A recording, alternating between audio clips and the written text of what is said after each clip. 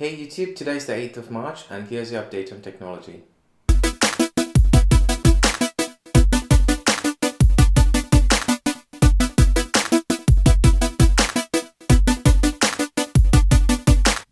iOS 9.3 Beta 6 came out yesterday. There are no changes whatsoever when compared to the look and feel of iOS 9.3 Beta 5, but there have been some security enhancements and bug fixes. Nothing you'll notice as a user. If you're not an iOS developer and you want to install the beta versions on your phone, click on the link here and I'll tell you how you can install the beta versions and what the new features are on iOS 9.3. This morning, Apple released the beta 6 versions of macOS 10, which is 10.11.4 and watchOS 2.2. It's been several weeks since the battle between Apple and FBI has been going on. If you want the introduction on what the issue is, click here. It'll take you to my earlier video which gives you more details on that. John Miller, the New York Police Department's counterterrorism chief, has commented on this issue. He says that Apple is aiding the criminals with the encryption of its iPhones. He also quotes that when tapping on phone conversations between criminals in the prison and their counterparts outside, they state that iOS 8 is God's gift because the cops can't crack it. In my opinion, I think it's a little unreasonable because if they say Apple is aiding criminals by not creating a backdoor, then the FBI are aiding criminals by not putting a chip on every citizen's body and tracking their whereabouts. This is a very sensitive topic because there's a thin line between intrusion into your privacy and taking precautionary measures to prevent terrorism. Phaser has created a new app for watchOS which lets you have custom wallpapers and Instagram photo updates as your watch face.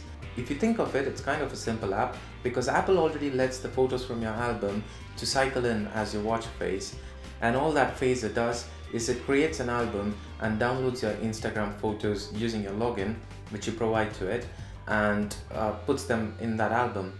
And this album is in turn used by your Apple Watch to cycle photos as watch faces. On jailbreak news, Luca Tedesco, who was that Italian student who posted the source code for jailbreak of 8.4.1, he's posted a video on YouTube now where he shows the Untethered Jailbreak working on iOS 9.2, 9.2.1 and the beta versions of 9.3.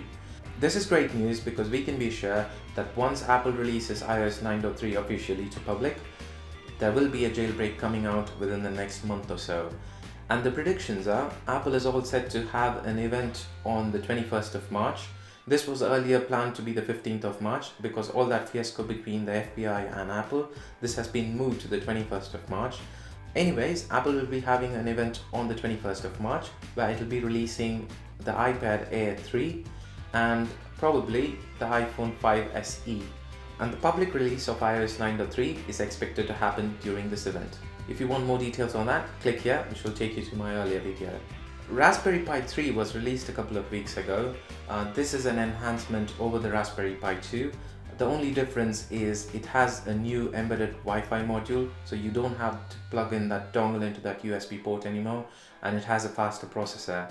If you don't know what a Raspberry Pi is, it is this $35 computer which is the size of a credit card.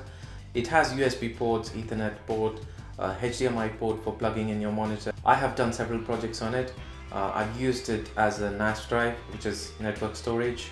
I currently use it as a surveillance camera, and I've also used it with XBMC as a media center for my TV.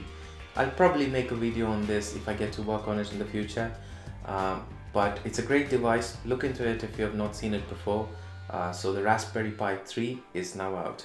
Tesla Motors is disrupting the automobile industry the way Apple disrupted the mobile industry. I very clearly remember when iPhone came into the market, Nokia was the biggest player at that time, and Nokia was not innovating as fast as Apple was, and now they are out of the market.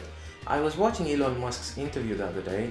I think his business plan is brilliant because first he releases a very expensive car which only the posh people can afford.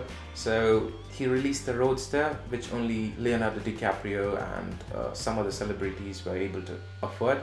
And this way they kept the production line running inexpensively and they were creating big margin profits by making expensive cars Celebrities buy green cars so that it encourages other people to buy green cars as well, which is good for the planet. And when they do, it's an automatic endorsement for the product. Now that they have enough funds to ramp up their production line, they came up with the Model S, and it's very popular now. I see plenty of cars when I drive to work, and their business plan is to release a much more affordable car after the Model S. And this is automatically going to push a lot of people from using fossil fuels into using electricity as a fuel on Tesla's cars. If the other players in the automobile industry are not innovating as fast as Tesla are, then their fate is going to be pretty much similar to what Nokia's fate was. And BMW has been one of the first companies to wake up. They came up with the i8, which is a pretty good car. It's a hybrid. It has a very radical design. It looks brilliant. Here's a picture if you have not seen it before. And yesterday BMW had an event where they published their plans for the next 100 years. I watched the event on YouTube.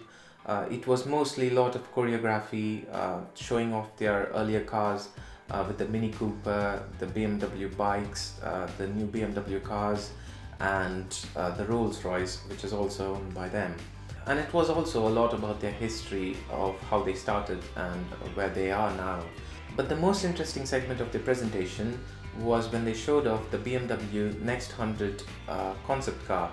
The car looked extremely futuristic. It was very similar to the car that Will Smith uses in the movie I, Robot, although that is an Audi, I think. But the car looks very similar to that. The car had some interesting features in it, something that I've not seen in other concept cars. It has this section above the front wheels which extends out. They call it alive geometry. I'll post the video here, you can have a look. It's incredible, it's very weird.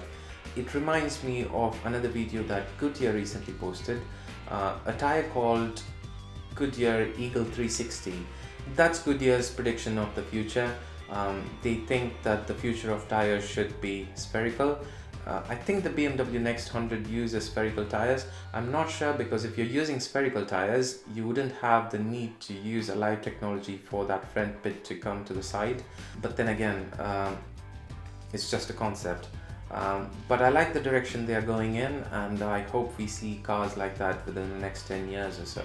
Anyways, I think I've updated you on the events of the past couple of weeks while I've been away. And the other new thing is I'm making a series of hacking videos. These are educational videos. I'll be teaching you how you can use some of the tools that come along with Kali Linux. I made the first video. This is how you can install Kali Linux onto your Mac or PC. So you can click here and go to that video to see how you can install Kali Linux. This is the first in a series of videos where I'll be teaching you how to hack. This is strictly white hat hacking, so you don't use it for personal benefits or to destroy property.